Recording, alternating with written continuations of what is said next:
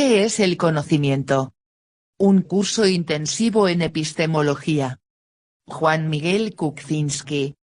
El conocimiento es siempre el conocimiento de las verdades.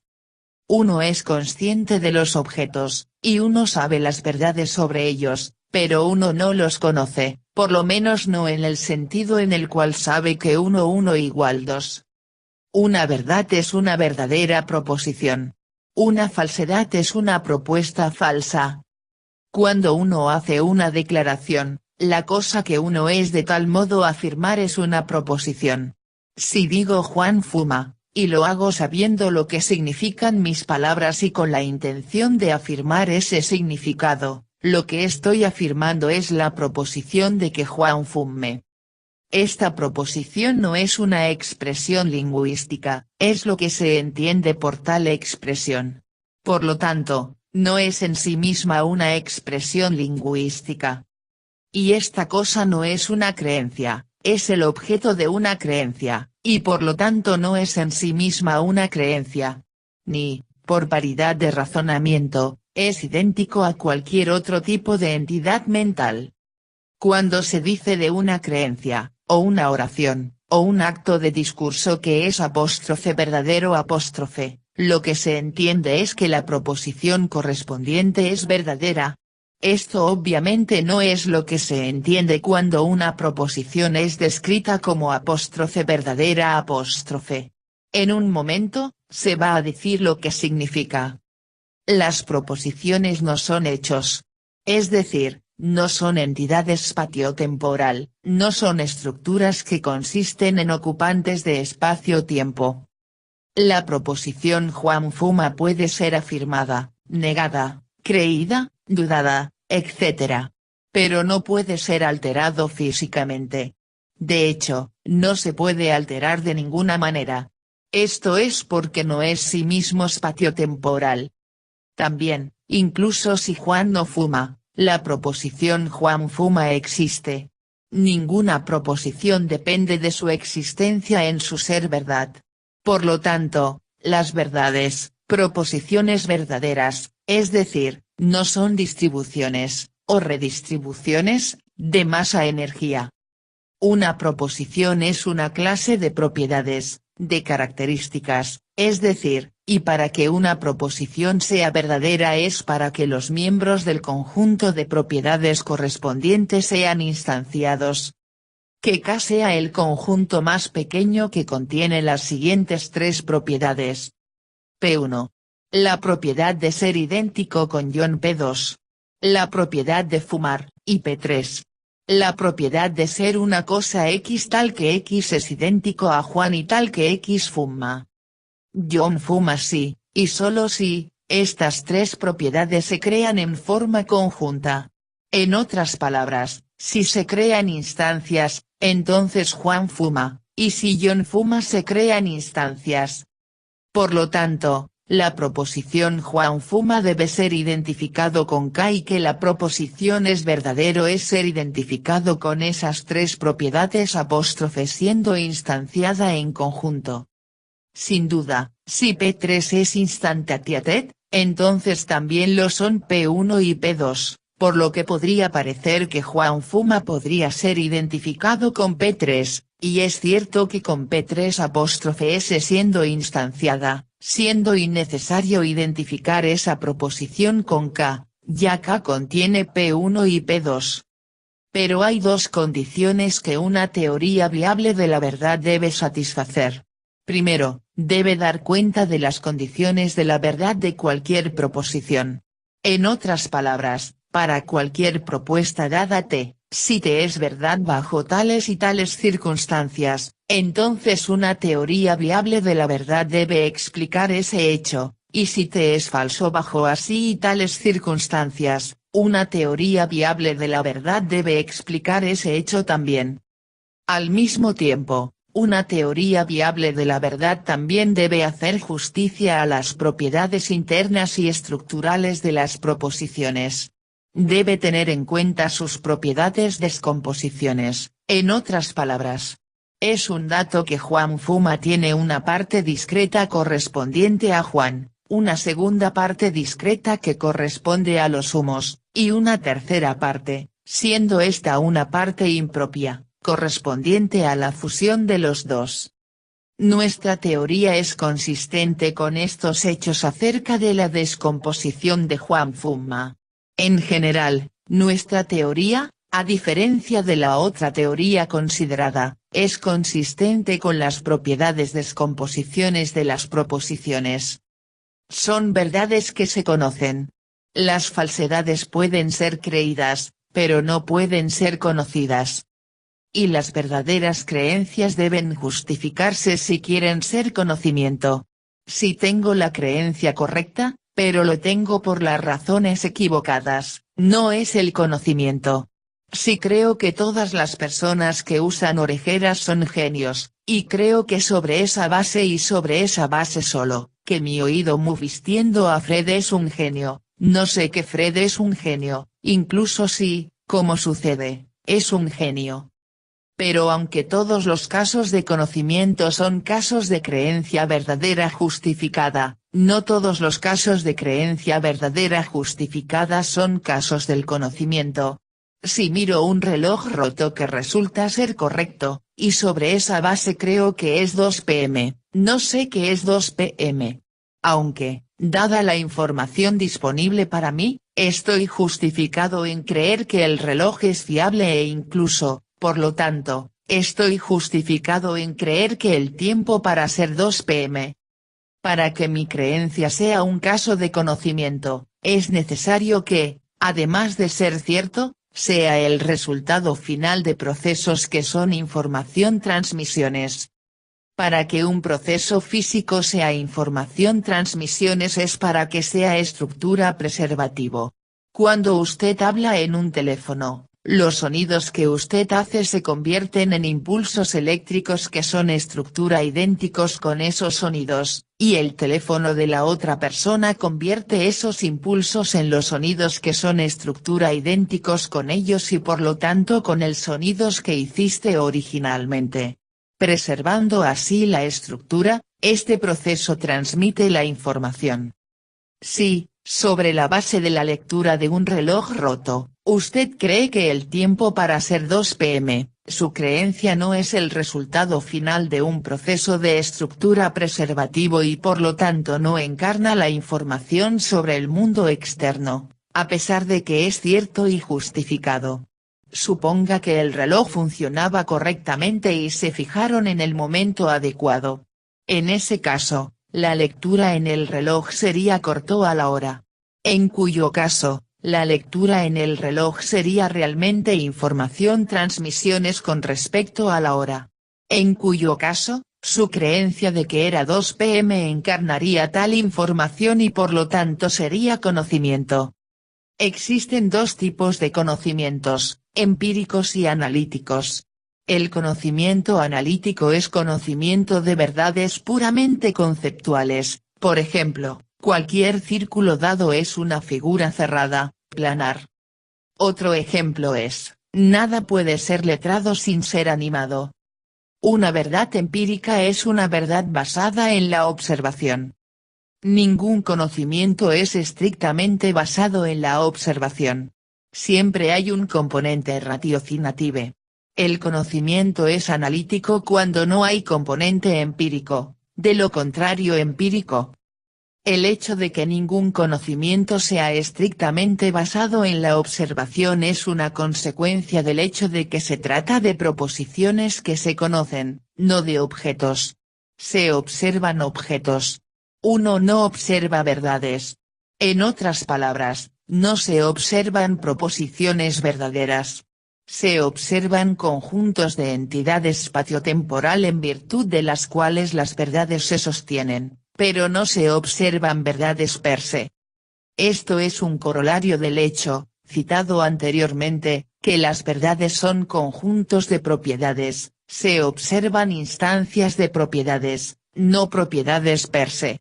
Se observan casos particulares de redondez, altura, enrojecimiento, etc., no se observan las propiedades correspondientes. Además, Dada cualquier propuesta empírica, no hay un tipo de observación que justifique la aceptación de esa proposición, y dada cualquier observación, o clase de observación, no hay un tipo de proposición cuya aceptación es por lo tanto justificada. Considere la proposición que John fuma. No hay un tipo de observación que justifique la aceptación de esa proposición. Y cualquier observación, o clase de observaciones, que justifique la aceptación de esa proposición también garantiza la aceptación de muchas otras proposiciones. Además, se observa solo lo que es, no lo que no lo es, ni un fortiori lo que no es posible. Cuando miro dentro de una habitación, veo lo que hay en la habitación, no lo que no lo es. No veo la ausencia de John. Veo varias presencias y, sobre esa base, deduzco que Juan está ausente. En general, las verdades negativas no se conocen estrictamente sobre la base de la observación. Lo mismo es cierto de las verdades disyuntivas, verdades de la forma P o Q. Puede ser que mi percepción visual del coche nuevo en la entrada de John garantiza la aceptación de la proposición, o John compró un coche nuevo o ese coche pertenece a un huésped. Pero si es así, eso es porque mi percepción justifica directamente la aceptación de alguna proposición no disyuntiva, alguna proposición a lo largo de las líneas de hay un coche nuevo en la entrada de John, que, a su vez, garantiza la aceptación de la citada disyuntiva. No puede haber ninguna base estrictamente observacional para la aceptación de las declaraciones de la forma, si Q sigue de P, lo que significa, P es incompatible con no Q, que a su vez significa, la verdad conjunta de no Q y P es una imposibilidad. Puesto que uno no puede observar lo que no es, por no hablar de lo que no puede ser, la observación no puede, al menos no por sí misma, justificar la aceptación de cualquier declaración de la forma si P, entonces Q. También, la creencia, y por lo tanto el conocimiento, implica necesariamente la clasificación. Creer que Juan fuma es creer que Juan pertenece a la clase de fumadores. Creer que Chester es verde es creer que Chester pertenece a la clase de cosas verdes. Pero la percepción de los sentidos no puede ser consecuencia de un acto de clasificación, ya que tal acto presuponería la conciencia no solo del objeto que se está clasificando, sino también de su tener propiedades como para justificar su ser clasificado de una manera dada. Por lo tanto, un sentido-percepción podría resultar de un acto de clasificación solamente si había algún otro estado previo de la conciencia de la cual esa opinión y cuyo contenido su propio derivado, pero en ese caso, esa otra conciencia sería la percepción de los sentidos. Una percepción de sentido es, por definición, una conciencia del mundo externo que no es inferencial. La clasificación es una forma de inferencia, y por lo tanto la percepción del sentido precede a la inferencia. Por lo tanto, no es que algunas verdades se conocen estrictamente sobre la base de observaciones y otros no lo son, es más bien que no se conocen las verdades estrictamente sobre la base de la observación. Ningún conocimiento es estrictamente empírico. Algún conocimiento es en parte empírico. Lo que llamamos conocimiento es una conciencia conceptualmente articulada. Es una cosa para mí ser consciente de la tirantez de la incomodidad de mis zapatos. Es otra muy distinta para mí saber que mis zapatos están incómodamente apretados. No puedo conocer este último sin tener varios conceptos, zapato, apretado, incómodo, pie, etc. Pero ciertamente puedo experimentar una sensación incómoda en mis pies sin tener esos conceptos, y, de hecho, sin tener ningún concepto. Mi conocimiento de esa verdad implica mi conceptualización de mis sentimientos de malestar, implica mi comprensión de esos sentimientos en términos de los conceptos antes mencionados. La observación cruda me da la sensación, pero depende de mí usar los conceptos que tengo para articular ese sentimiento en algo que puede ser conocido. Esto es porque para articular una observación es clasificar su contenido, y la observación de la clasificación precede la clasificación, como acabamos de ver. Por lo tanto, la observación no puede decirme cómo usar los conceptos que tengo para articular las liberaciones de la observación. La observación podría decirme esto solo si las observaciones en sí ya estaban articuladas conceptualmente, que no lo son, por la razón que acaba de manifestarse. Por lo tanto, nada empírico se conoce a menos que se sepa cómo interpretar las observaciones, y la observación no puede en todos los casos decirme cómo es ser interpretado.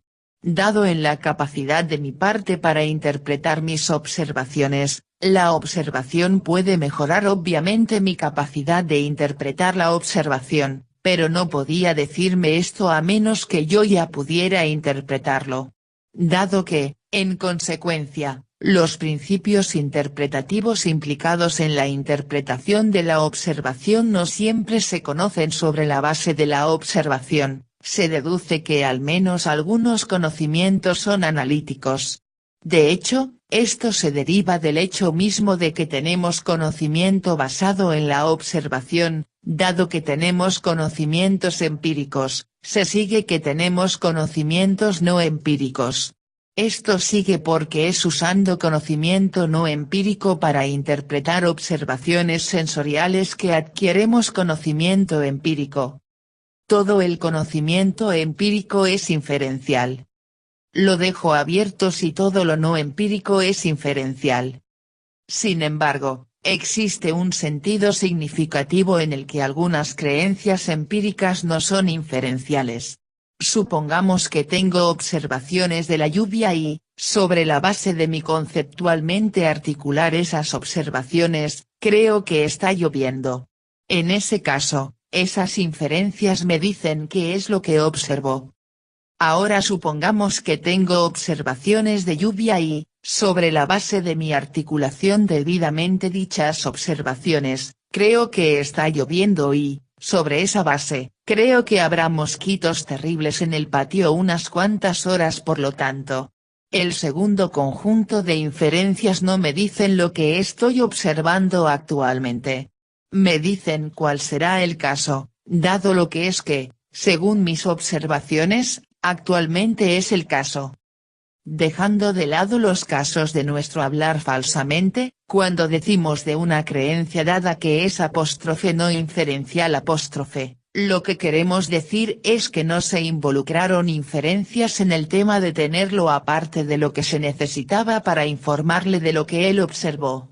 Y cuando decimos de la creencia de que es apóstrofe no inferencial apóstrofe, lo que queremos decir es que un segundo conjunto de inferencias estaba involucrado. Nuestras creencias sobre el pasado, el futuro y la mera posibilidad son categóricamente inferenciales en este segundo sentido. Nuestras creencias sobre el presente llamado observable no siempre son inferenciales en el segundo sentido. Como ya se ha dicho, todas las creencias empíricas son inferenciales en el primer sentido. Si sé que existe actualmente una X y también que X siempre conducen a Y, entonces puedo deducir, y por lo tanto saber, que habrá una Y. Si sé que hay una Y, y que son siempre precedidas por X, entonces puedo deducir, y por lo tanto saber, que había una Y. Si yo sé que X siempre trae alrededor de Y, entonces sé que, si había una X, entonces habría una Y. Todos los conocimientos teóricos son inferenciales, pero no todos los inferenciales son teóricos.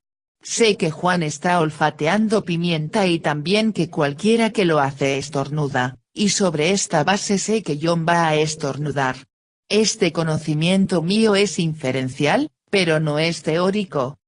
Ahora supongamos que tengo observaciones de lluvia y, sobre la base de mi articulación debidamente de las manchas observaciones, creo que está lloviendo y, sobre esa base, creo que habrá mosquitos terribles en el patio unas cuantas horas por lo tanto. El segundo conjunto de inferencias no me dicen lo que estoy observando actualmente. Me dicen cuál será el caso, dado lo que es que, según mis observaciones, actualmente es el caso. Dejando de lado los casos de nuestro hablar falsamente, cuando decimos de una creencia dada que es apóstrofe no inferencial apóstrofe, lo que queremos decir es que no se involucraron inferencias en el tema de tenerlo aparte de lo que se necesitaba para informarle de lo que él observó. Y cuando decimos de la creencia de que es apóstrofe no inferencial apóstrofe, lo que queremos decir es que un segundo conjunto de inferencias estaba involucrado. Nuestras creencias sobre el pasado, el futuro y la mera posibilidad son categóricamente inferenciales en este segundo sentido. Nuestras creencias sobre el presente llamado observable no siempre son inferenciales en el segundo sentido. Como ya se ha dicho, todas las creencias empíricas son inferenciales en el primer sentido. Si sé que existe actualmente una X y también que X siempre conduce a Y, entonces puedo deducir, y por lo tanto saber, que habrá una Y. Si sé que hay una Y, y que son siempre precedidas por X, entonces puedo deducir, y por lo tanto saber, que había una Y. Si yo sé que X siempre trae alrededor de Y, entonces sé que, si había una X, entonces habría una Y. Todos los conocimientos teóricos son inferenciales, pero no todos los inferenciales son teóricos. Sé que Juan está olfateando pimienta y también que cualquiera que lo hace estornuda, y sobre esta base sé que John va a estornudar. Este conocimiento mío es inferencial, pero no es teórico. Cuando una teoría es correcta, no solo nos informan de un mecanismo causal, nos aprises de sistemas de tales mecanismos. O, más bien, deja claro cómo varios mecanismos causales previamente conocidos están interrelacionados. La teoría de la relatividad explica el resultado nulo del experimento Michelson-Morley, explica la contracción de Lorentz-Fitzgerald, nos aprises del fenómeno de la dilatación del tiempo y también de la no aditivación del volumen y de la masa. Y, lo que es más importante, explica cómo todas estas cosas están relacionadas. Supongamos que sé que Pi, sobre la base de mi conocimiento de un único mecanismo causal, deduzco, y por lo tanto sé, que Q. En ese caso, mi conocimiento de que es verdad Q es inferencial pero no teórico. Pero supongamos que sé que Pi, sobre la base de mi conocimiento de la forma en que una multiplicidad de diferentes mecanismos causales están interrelacionados, deduzco, y por lo tanto saber, que Q. En ese caso, mi conocimiento de que es verdad Q es teórico. Es obvio que las cosas hacen que las cosas sucedan, que ciertos eventos son consecuencias de otros. El botón se empuja, suena la campana. La roca se lanza, la ventana se rompe. Y así sucesivamente. Según algunos filósofos, vemos acontecimientos, y secuencias de los mismos, pero no vemos conexiones causales que se mantienen entre los acontecimientos, y por lo tanto no tenemos buenas razones para creer que tales conexiones existan. Esto es erróneo. El concepto de ocupación espacial es un concepto causal, un ocupante de una región determinada ipso facto afecta a las ubicaciones y trayectorias de otros cuerpos. El concepto de persistencia es un concepto causal, una cosa persiste si su condición actual es el efecto de su condición anterior. Lo que tendemos a pensar como secuencias causales son en realidad casos de dos secuencias causales que atraviesan caminos. La roca es una secuencia causal, y también lo es la ventana, y cuando la colisión de los dos rompe la ventana, eso es una interrupción de una secuencia causal, a saber, la secuencia causal con la que la existencia misma de la ventana es idéntica. Así que la pregunta, ¿cómo podemos ser conscientes de los casos de causalidad? es errónea. No podemos ser conscientes de nada persistente, o por lo tanto de cualquier caso de movimiento continuo, sin, por esa misma razón, ser conscientes de una instancia de causalidad. De la misma manera, si queremos saber qué causa qué, necesitamos saber qué es continuo con qué. Y así distinguimos las relaciones causales reales de las correlaciones que imitan la causalidad. Supone que todo el mundo en Smithtown maneja un Mercedes y también fuma 5 paquetes al día. Y que todos en Smithtown tienen cáncer de pulmón o lo conseguirán a la edad de 40. El escéptico dice, no sabemos qué es responsable de las altas tasas de cáncer entre los residentes de Smithtown. Tal vez es que fuman mucho. Pero es igualmente posible que sea porque conducen Mercedes. Las correlaciones estadísticas no son ellas mismas conexiones causales. A veces nos dan una idea aproximada de dónde buscar conexiones causales. Pero si queremos saber qué causa qué, hay una cosa, y una sola cosa, que debemos saber, a saber, lo que es continuo con qué. Los residentes de Smithtown inhalan humo y, con ello, alquitrán y otros productos químicos nocivos, que se arraigan en sus pulmones, y se prosiguen varios cambios fisiológicos. El fumar es continuo con el cáncer subsecuente. La propiedad de Mercedes no lo es. Y ese es el final del asunto. Sí, como muchos filósofos escépticos han alegado, las conexiones causales se conocen solo conociendo las correlaciones, entonces no habría manera de distinguir la causalidad de la correlación. Pero no es así como se conocen las conexiones causales, nunca. A veces el conocimiento de las correlaciones es un precursor del conocimiento al conocimiento de las relaciones causales. Pero eso es todo lo que es, nada más. Y la posición del escéptico es, al menos en este contexto, sin sustancia. Y es igualmente sin sustancia en otros dominios. El escéptico pregunta, ¿cómo sabemos que no siempre estamos alucinando? Aquí está la respuesta, si el escéptico es correcto, nuestras percepciones salen de la nada. No tienen causas. Si el no escéptico tiene razón, no salen de la nada. Así que la forma de modelar los datos del escéptico es decir que no hay manera de modelarla. La forma no escéptica de modelar los datos es plantear realidades continuamente existentes de las cuales las realidades de las que disponemos de conciencia directa son fragmentos. Sí, el escéptico se basa. Pero dado solamente que la manera del no escéptico de modelar los datos es una buena, no sigue que es correcta. Y por lo tanto no sigue que la manera del escéptico de modelar los datos es incorrecta.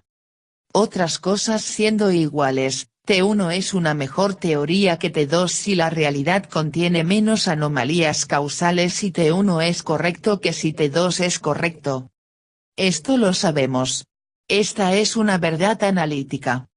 Dado que, por este criterio, alguna teoría T1 es mejor que alguna otra teoría T2, ¿sigue que T1 es correcto? No.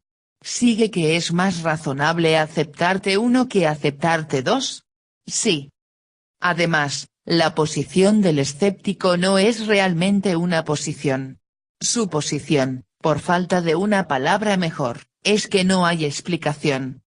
Contrariamente a lo que el escéptico cree, su posición no es una de conservativismo prudentes. El no escéptico solo tiene que tener razón en una cosa, tiene que creer que hay realidades externas de las cuales nuestros procesos internos son cuotas. El escéptico tiene que tener razón sobre infinitamente muchas cosas, cada una de las cuales es independiente de todas las demás. Dada cualquier percepción, debe tener razón al decir que sale de la nada. También, dado una cierta opinión que persiste por una cierta cantidad de tiempo, ¿cuál es el escéptico a decir al respecto? ¿Está dispuesto a conceder que la existencia de la percepción en T1 es causalmente responsable de su existencia en T2? Si no es así, ¿por qué habla de una percepción? es decir, de una percepción duradera. Y seguramente él debe conceder que los estados mentales perduren y, por lo tanto, que la existencia de un estado mental en un momento puede ser causalmente dispositivo de su propia existencia en tiempos posteriores. Pero si él concede esto, como él debe, entonces él debe conceder que hay lazos causales. Y si él concede esto, entonces su posición, si sigue aferrada a ella, se vuelve aún más absurda que antes. El escéptico pregunta, ¿cómo podemos conocer el futuro? Dado solo que las cosas han sido una cierta manera hasta el momento, dice el escéptico, no sigue que van a seguir siendo de esa manera. No podemos saber que el pasado es indicativo del futuro a menos que sepamos que las leyes de la naturaleza no cambian, pero no podemos saber que no cambiarán a menos que sepamos que el futuro se asemeja al pasado. El no escéptico no sostiene que el futuro se asemejará al pasado. Sostiene que la discontinuidad es más difícil de explicar que la continuidad. Lo que viene de la nada es anómalo. Lo que viene de algo no lo es. Según el escéptico, lo que viene de la nada no es más anómalo que el que proviene de algo. Lo cual es absurdo. Además, uno no puede negar coherentemente que la propia mente persiste en el tiempo. Por lo tanto, no se puede negar que la condición mental anterior es responsable no solo por la existencia, sino también por el carácter específico, de la condición mental actual de uno. Y si uno sostiene esto, uno no puede, sin carácter arbitrario, negar que la existencia de su estado mental actual es dispositivo de la existencia de estados mentales más últimos, para qué carácter que será hasta cierto punto a ser responsable. Y al conceder esto, uno está concediendo que como las cosas son a veces influencian cómo serán. Por lo tanto, sabemos que, al menos a veces, algo viene de algo. Al mismo tiempo, no sabemos que algo nunca viene de la nada. Por lo tanto, en la limitada medida en que el debate entre el escéptico y el no escéptico puede decidirse por motivos estrictamente empíricos, la posición del no escéptico, aunque débil en términos absolutos, es infinitamente más fuerte que la posición del escéptico. Pero la pregunta realmente importante es, ¿de quién es la posición más coherente internamente? La respuesta a la cual, como hemos visto, en más de un contexto, es la posición del no escéptico. Y una vez que esto se concede, como también hemos visto, el escéptico no puede aferrarse a su escepticismo sin hacer su posición aún más incoherente que antes.